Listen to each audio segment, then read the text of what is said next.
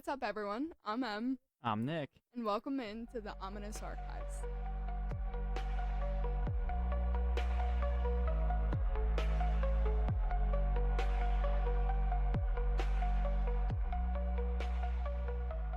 This week, we've got another inclusive. I'm so sick of this tired Nick joke. I love the fact that we have an inclusive. It's something different. I'm so happy for you. I'm different. So it fits. I'm just happy you're happy with this inclusive. Everybody's happy. Everybody enjoys an inclusive. I do. I don't have to do all the talking. You just get to listen. Yep. And to make this week even better, we have 2 days until the birds play in the Super Bowl. Right? 2 times in 3 years? Yeah. And we're from Philadelphia. We love our birds. And it's exciting down in New Orleans. Yes, which it is. is just a place to be in general. For sure. That whole city is a vibe. They definitely know how to party. Oh, yeah. And music, food, you name it, it's down there. So There is not many things I wouldn't do to be there in 2 days. right, I'm not sure many things. prices are probably so high. Oh, yeah. So high. It's a Super Bowl. Are you Yeah. kidding? You have to be one of those people who aren't A normal person, you have to have. who aren't going to be like, I need this to play out. 'Cause Yeah. when we were, even though we were up 11, Mhm. I wasn't able to be like, it's a wrap. Yeah. My dad was texting me, he's like, it's done, it's over. And I'm like, Speak "Can't- for yourself." I can't breathe. Yeah. Like, No. I'm not sold, not until we're up bigger. Mm-mm. And then we won by 30. So 55 points. And on that note, we should probably get into the episode. I'm sure Yeah. everybody's tired at the point of hearing about the Super Bowl. yeah, we could So. be a little bit more obnoxious, but we won't be. We could, we could let out some Eagles chants and stuff, but We'll save it. yeah, We'll save it for we'll let you. it go. So I was getting into this, the Super Bowl is in New Orleans. My TikTok algorithm just knows I'm so excited about it. So I came across this TikTok about an Uber driver who swears she gave a ride to a vampire. I don't know how true her story is, but it definitely got me thinking about all the folklore and the urban myths, legends behind vampires, specifically in New Orleans. The legend started in France, actually, back when Louisiana was a budding settlement, was founded in 1535.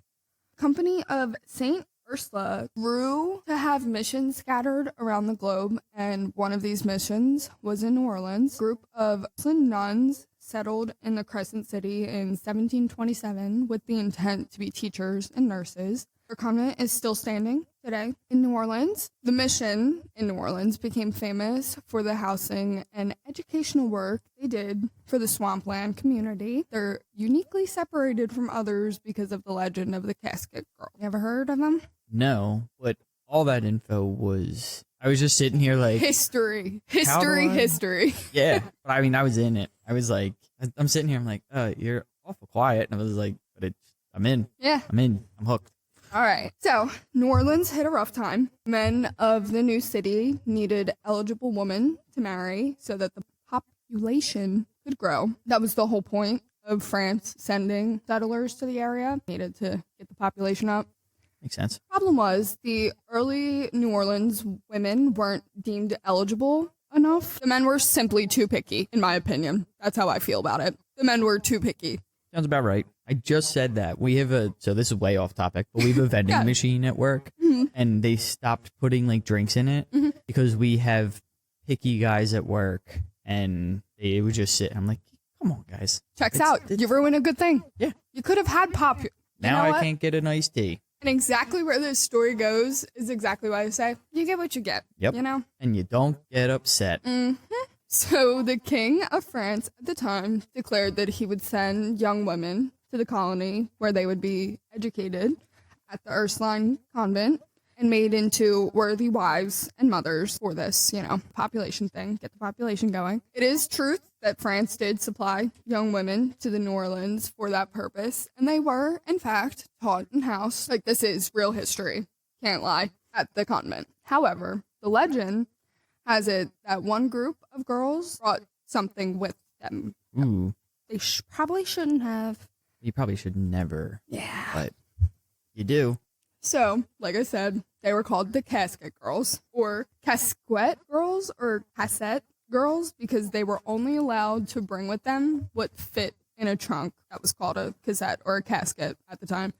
This was before casket was like for the dead. Yeah. Like it was just like that's what they used to bring their stuff. But that's why they got dubbed with that name. It simply meant just a trunk or a chest, not a coffin. So in some versions of the story, the girls were orphans or just considered like lower class. And in other versions, the girls were daughters of like well-off French citizens. Just crazy. I would not be sending my daughter off like, here you go make life over there, start a new population. Yeah. But I mean, I wouldn't, but it was the times, I guess. Yeah. I don't know. You did what you were told in that sense, I guess. and you also didn't get upset. And you weren't Apparently. picky. Yeah. The batch of girls in question were different from their peers. They were deathly pale, malnourished, likely sickly from the poor conditions during the boat ride from France over to here. It's a long boat ride. Yeah. The ones who did survive the trip stayed in the convent, and where they were nursed back to health by the nuns until the husbands were found for them. Whichever version of the story that you hear, one detail remains the same. And that is that they smuggled vampires to New Orleans. He smuggled vampires from France to New Orleans. Whether they knew it or not, they did it. Are there puncture marks on your neck? Well, Oh, so are we talking like, because there's I guess you'll get into it later, but you have like vampire community, yeah. and then you have so-called Vampires. We're gonna turn you into a vampire, Right. or turn into a bat, Dracula That vampire. whole spiel. In some versions, it was warned that the caskets shouldn't ever be opened until the girls were married, so they were stored in the attic of the Ursuline. In other versions, caskets were open to reveal that they were empty. From there, of course, the legend took over that the vampires wanted to branch out from the old world, either to raise their numbers or because it was growing difficult to hide themselves in the old world. Okay. Some versions of the tale say that the young girls that were literally theorized to be vampires pretended to be suitable wives for the New Orleans men. So like they willingly knew that they were marrying vampires. They didn't care. They were too picky the first time. They weren't picky here. I guess. You know? They said that they slept in the caskets that they brought with them during the day and hunted for victims at night. Others say that any vampire wanting to go to America hid in the empty caskets, and that's why a lot of them were empty when they were brought over. They weren't empty on the boat. They were empty once they got here because they served their purpose. They didn't need to stay in the caskets anymore. That's how they smuggled their vampires over. Smuggle them in caskets. I mean, what's your other option? Yeah. I mean, if they're vampires, I guess you can't. I mean, I don't even know if they went to Ellis Island or whatever, but you can't just be like, here I am. Right. Vampire. You know?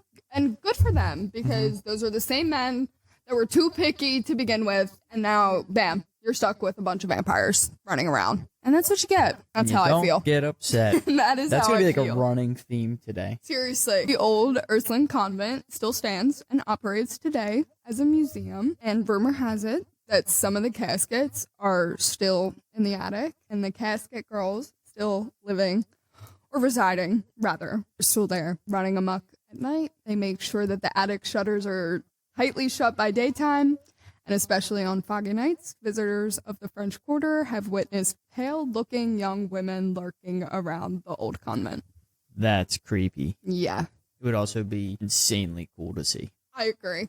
I so agree. And I know that you're going to find that funny because you're like, really? You'll mess with vampires? Yes. Yes, I will. I'm a Twilight girl to my core. I'm a Vampire Diaries girl to my core. I know it's different. I know it's not real life, and they're way scarier in real life, but I'd take my chances on this one. I would. Okay. I mean, to see New Orleans, Yeah. I feel like you almost have to just be like, suck it up, Buttercup. Right, You're like- gonna. They tell you not to walk around New Orleans by yourself because of the whole, hey, maybe a vampire's gonna get you. Yeah, that's enough for me. It would scare me. It would spook me. Buddy system because there's vampires. Yeah, for sure. So, moving right along to probably one of the most popular stories about vampires, I feel like if you know anything about New Orleans or just vampires in general, then you know about these guys. You heard of the Carter brothers? No. Really? Nope. Oh, I'm so excited to tell you this one then. I thought that you would already know this one. No, I don't really know much about the vampire, but like that was my general knowledge earlier. You know, there's a vampire community. Oh, I mean, I know. There's a vampire community, and then there's like the so-called monster vampires. Like folklore. There you go, the true, folklore. Yeah, that's about what I know. Carter brothers. They are a doozy. This one's crazy. John and Wayne, the Carter brothers. Overall, seems like two normal guys. Was the 1930s in New Orleans, and the brothers made their living in the Mississippi River. One day before returning home from work, it said that young girl had escaped from their apartment in the French Quarters and ran to the authorities. Her story sounded a bit, I say a bit, it sounds extremely far-fetched. She says that she was tied up by two brothers along with several other victims and held captive so that the brothers could drink their blood. Now imagine you're a cop. Right. And this girl approaches you and that's what she said. Like, she's clearly disheveled. Like, something happened to this girl, but that's what she tells you. Like, I'd be, okay.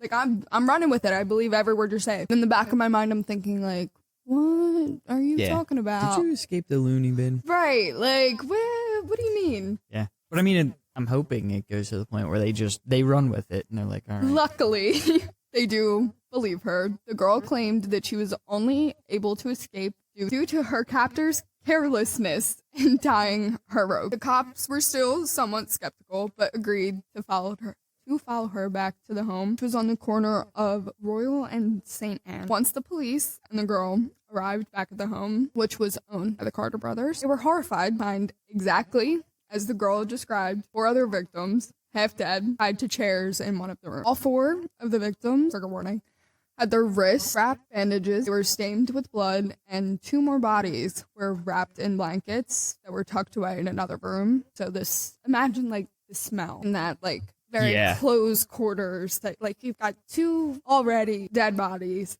4 victims who were literally bleeding out or like super close to death. Like I can imagine the scene that these cops walked into. Yeah, that's crazy. Absolutely wild.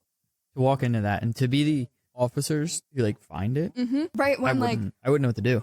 Originally you're thinking like there's no way that's what happened, and exactly what she told you just walked into. Be like, what the heck? Yeah. Like, am I okay? Like, what's happening? So it seemed like what the brothers were doing, where they would leave early each morning just before sunrise and returned every night just after dark. As soon as they would get back, they would take the bandages off of each of the victims, reopen their wounds, and would catch the blood in cup from which they drank. It has like a satanic feel to it. Yeah. Whatever it is, not good. Not, absolutely hate it. Yeah. The brothers would then redress the wounds with fresh bandages. They spoke very little and gave no concern for their victims' well-being at all. They were simply just a food source for them. And did it say if these girls ended up being like missing women? One of them ended up becoming a serial killer. One of the women? One of the women. One of the victims. Ooh, I'm jumping. Trigger warning, or not trigger warning, headphone warning for anybody. We'll try and fix that. One of them, like a long time after. I didn't specifically write anything about it because I couldn't find anything like concrete enough, but I read in like a couple of the articles, one of the victims actually ended up killing like 30-something people after that and claimed that they were a vampire. That's wild. Yeah. Crazy. Whoa. Absolutely my mind was just crazy. blown. So, jumping back to where my girl escaped. Yeah, we're dressing bandages again. Yeah, Police are finding. Thankfully, they were unaware that the first girl had escaped, so John and Wayne Carter went about their routine that day, as usual. Idiots. Right, of course. So the police waited for the brothers to return. They were quickly apprehended and confessed almost immediately. They begged the cops to be murdered. The brothers said to the authorities that they were, in fact, vampires and would, if released, have no option but to continue to kill as their need for drinking blood was beyond their control. That was their confession. Be like, yep, okay, good enough for me. Works. Yeah. Like, Huh? But it's one of those things too. Legally, the cop can't just be like, okay. Yes, obviously. But I know. I don't understand how. I guess they just weren't good at counting. Yeah. I don't know. We had, what was it, 4? It was 7? 5, and then the 2 that were dead. Yeah, it's 7. Yeah. So Right. we have 7. We leave. We come back. We know 2 didn't go anywhere. There's now 4. Silly men. One's missing. There's probably an empty chair with ropes.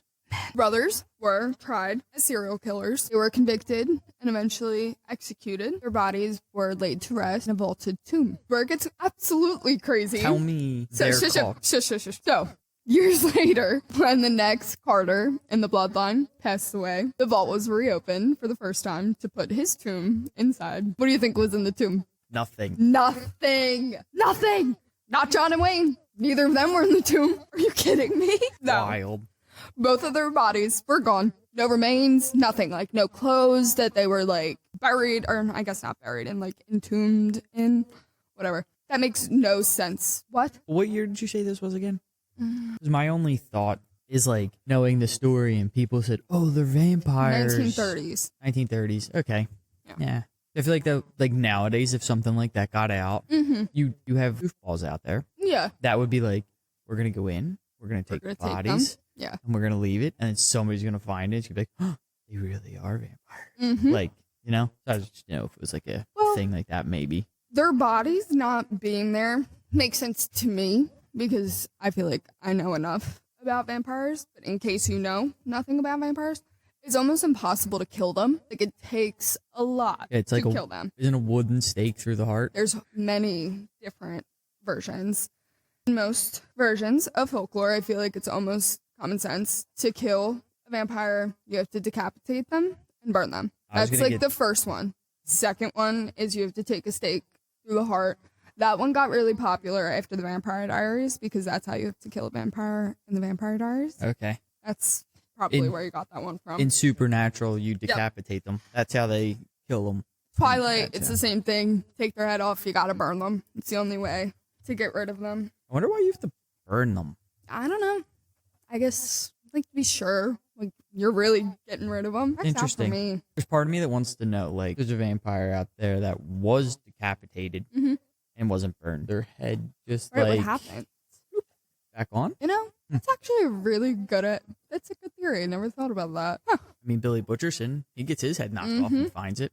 Right. Never say never. So maybe they can, and that's why you have to burn them to, like, make it final. Right. Well, I highly doubt that that's the form of execution that was done on the Carter brothers. So I think not. The story goes that to this day, the Carter brothers are actually still roaming around the French Quarter. There's been many, many sightings of them in many recent years. One being the new owner of the apartment building where the Carters once lived. The owner reported seeing the 2 men whispering on the 3rd floor balcony, and when they realized that they were being watched, the brothers supposedly jumped from the balcony to the street and just disappeared. I was going to say security cameras, but then I don't know how that would work with vampires because they don't have a reflection. Nope. That's a big thing with them. But the camera, not a mirror. They're not seeing their reflection. So could we see them on the camera, but if they look, they can't see themselves? These are all really great questions that I wish I had an answer for you. I wish I could just, like, talk to a vampire. Wouldn't it be nice? It would. It would just be so nice. Like a friendly vampire that's not gonna, like, suck my blood and turn me into a vampire. I'll take it. Wonder if there's, like, now we're going down a rabbit hole. No, like go. Like a air quote vegetarian vampire. Have you ever seen they drink Twilight? They drink cow's blood instead of. Have you I guess seen that is Twilight? Duh. He's literally a vegetarian. That's the whole point. So he doesn't eat Bella. Yeah. Gosh, you know. I love Twilight. Put me on a podcast and let me talk about Twilight for hours.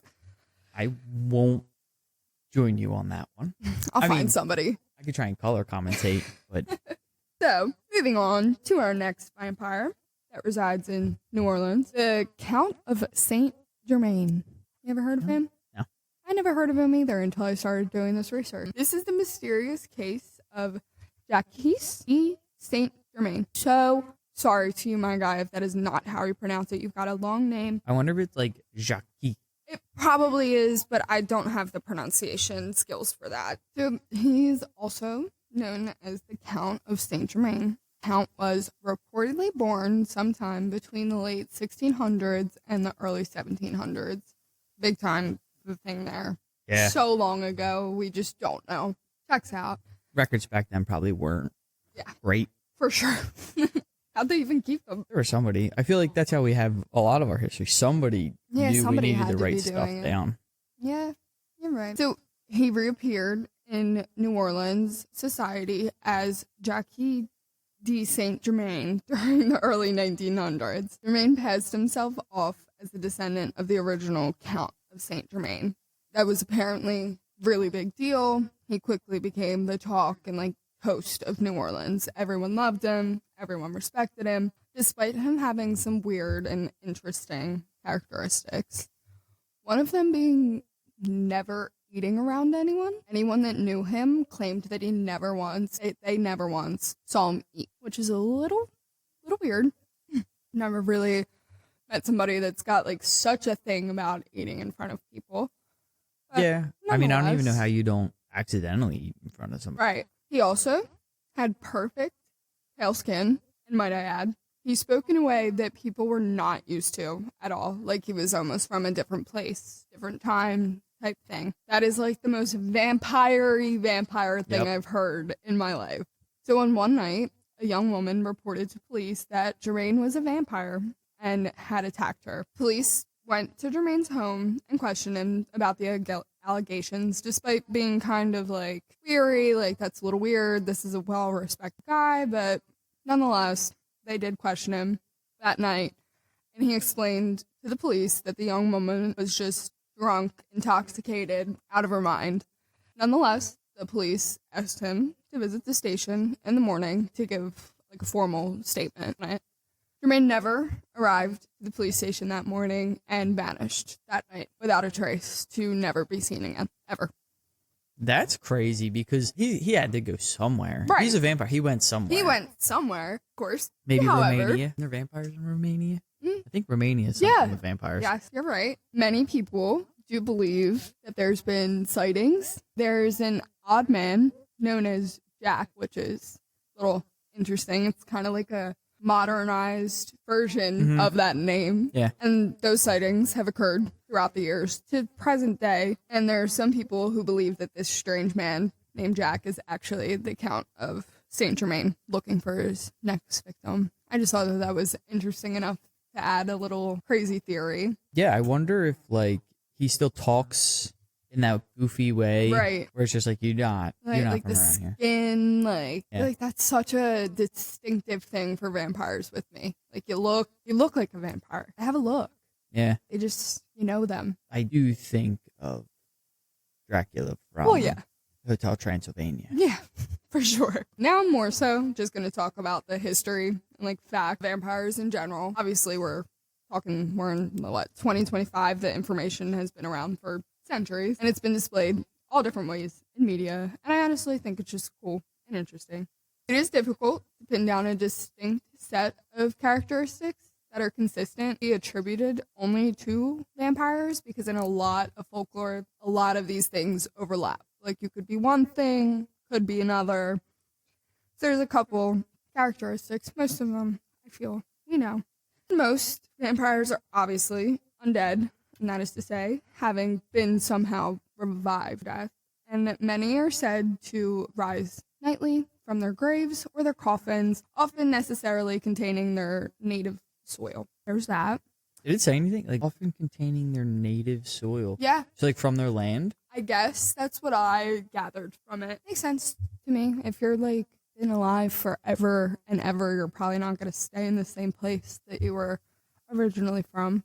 Take it with you. You take some dirt with you. Take it with you. Why not? Keep it in your coffin. Yeah. I didn't know that fact. Makes you feel homey as much as you can in a coffin. Some home vibes with you. Right. Vampires are typically said to be of pale skin, very much like me. I think that's why I like vampires so much and talking about them so much. I was that child that the kids in school called a vampire because I've been so pale my whole life. I'm literally not even telling a lie. I eventually in 3rd grade went with it and tried to convince my entire class that I was a vampire. I thought, all right, well, if you guys are going to bully me, it did not, obviously. Obviously, I'm not a vampire. I tried. They just bullied me more. Anyway, they range in appearance from either extremely ugly or extremely beautiful, depending on the version.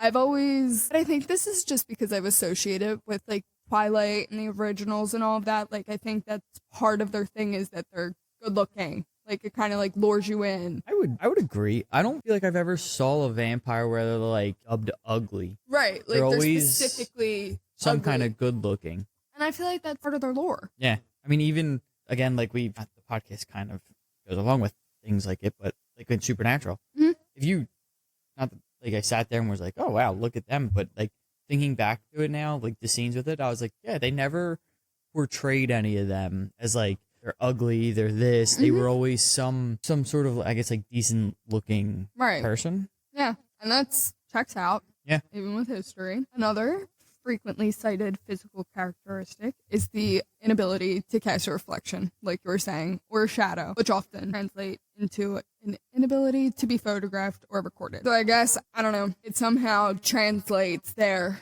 in the lore. They don't have a reflection. They don't show up on video. Translucent. Yeah, that's just how they be. That's interesting. I didn't know they can't cast the shadow. Yeah, that was a new one for me. Kind of just, I would just assume that they have a shadow. Yeah, I didn't even think about it. Yeah, I guess when I do think about it, like, hard enough, it makes sense. They don't have a reflection. Why would they have a shadow? Ooh, you know, the other thing is, you never see them in daylight, during nighttime. So, true. Wouldn't even think about a shadow because of... Right, you never see them. Yeah. Gosh, way to go, Nick. It just dawned on me sometimes, you know, light bulb. Sometimes, not all the time. So, how can a person become a vampire? Obviously, we know the main one, be bitten by a vampire. Boom, you're a vampire. However, there's some more that I didn't know that I thought were interesting. They can become a vampire in a variety of ways. One other method includes sorcery. So, like, a witch can make you a vampire.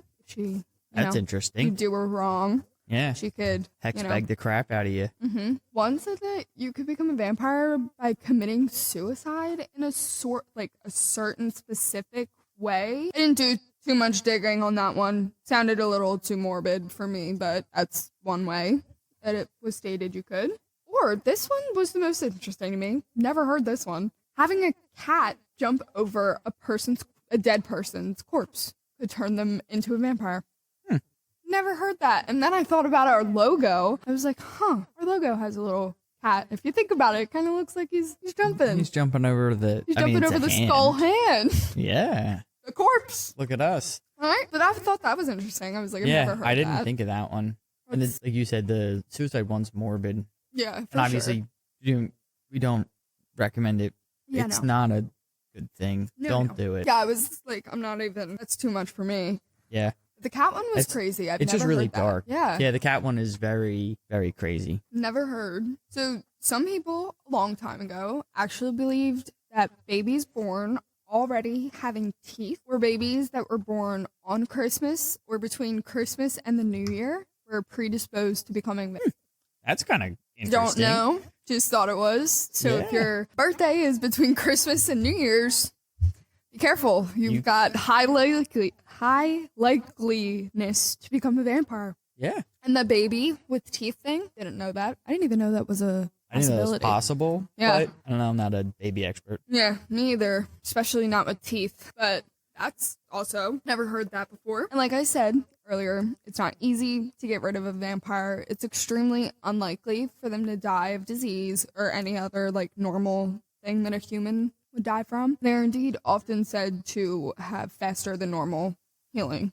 capabilities. Pretty self-explanatory. There are various methods to kill a vampire. The most popular, the decapitation, burning, the wooden stake through the heart, and exposure to sunlight are all ways. Vampires are often said to be repelled by garlic. Obviously, I feel like you all know that one. Running water also spook vampires. That's interesting. But never heard that one. So come Halloween time, run the water, get the garlic out. Get your garlic. So if a vampire's chasing you, could you jump into a shower? Probably. Water shield. Seriously.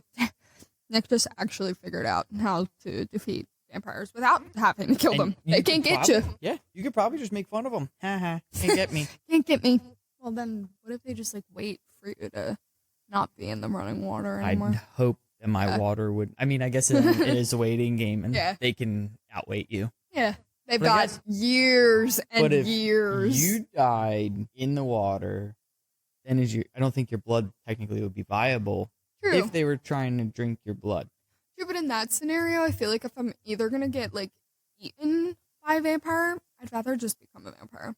Oh, I'm so down. If those are my options. Choices, if you're gonna kill me or transform me. Right. I'm down for it. Shit. If there's a legend or cryptid or something that like you have to get turned into vampire. Yeah, for sure. I'm also going with vampire. Yep. Another way, or not way, but like thing that repels vampires, there's any kind of like Christian implements, like, you know, the whole crucifixes, holy water, that whole thing can kind of repel them. In some stories, vampires may enter a home only if they have been invited. And in others, they may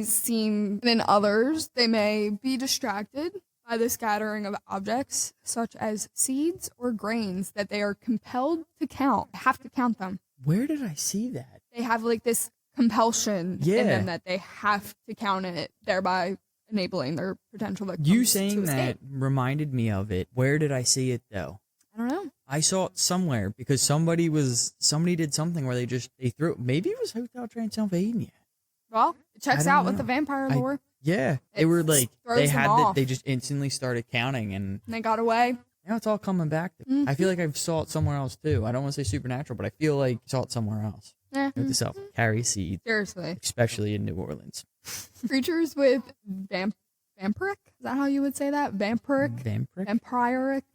You know what I'm trying to say. Characteristics have appeared at least as far back as ancient Greece, where stories were told of creatures that attacked people in their sleep and drained their blood. Stories of walking corpses that drank blood of the living and spread plague started in medieval Europe times, in times of disease, and people lacking like a modern understanding of an infectious disease, which came to believe that those were vampires that preyed on other people. Which is crazy that could be like a misunderstanding in history, that they just didn't know how to deal with it. They didn't know what they were dealing with. Especially way back then. And they just chalked it up to, you guys are vampires. Yeah. Kind of like, you guys are witches. Yep. Like, that's what we chalk it up to. Research from the 20th and the 21st centuries have said that characteristics associated with vampires can be traced back to certain diseases, such as, sorry for all my medical people, diphtheria? Sounds right. Sure. I would give it to you. Which makes you sensitive to sunlight. Tuberculosis, which causes wasting, obviously, you know, we know tuberculosis. And pellagra, which is a disease that thins the skin, and rabies, which causes, you know, biting and general sensitives that could lead to repulsion, dilate, or garlic. How crazy would it be if perhaps there's no such thing as vampires, instead it's just a bunch of sick people that were misunderstood at the time? Yeah. Not sure how that would explain the whole not dying thing and turning other people into vampires, but wishful thinking, I suppose. It's a cool thing to think. I know I mentioned it earlier, but it felt wrong of me not to give a, for real, shout out to my favorite fictional vampires, Damon and Stefan Salvatore. But over the years, there's been countless amounts of vampire representation through movies, TV. A lot of them are based in New Orleans because, obviously, why wouldn't you? Based on the fact that there's so much real-life vampire activity. And I have to say, Nick, and I know you're going to laugh at me, but I would for sure go check it out for myself if it meant ending up like Elena Gilbert from The Vampire Diaries. I have to say, I would. If that was my fate, I would do it. Yeah. Like I said, if there's one creature, mummy, werewolf, vampire, Wendigo, type thing. Oh, I definitely want to be Wendigo. It's got to be a vampire. Right? There's just something about them. They're so cool. And I feel like in my heart of hearts, I would want to be like an Edward Cullen vampire that's vegetarian and doesn't eat humans and still just like... Oh, if you turn me, I don't care. Just goes throughout society. What if you fall in love with a human and you couldn't? I guess they're gonna be a vampire. I mean, yeah, that's what happens to Bella. Fish gotta swim. Birds gotta eat. And that's that. That wraps it up for me this week. I hope you guys enjoyed my little deep dive into vampires in New Orleans. Don't forget to follow us on Instagram at Ominous Archives. X. Ominous Archives. And if you have your own vampire story or you just want to reach out, email us at ominousarchives@gmail.com. All right, guys, that wraps us up down here in the archives. We will catch you next week. See ya. See ya.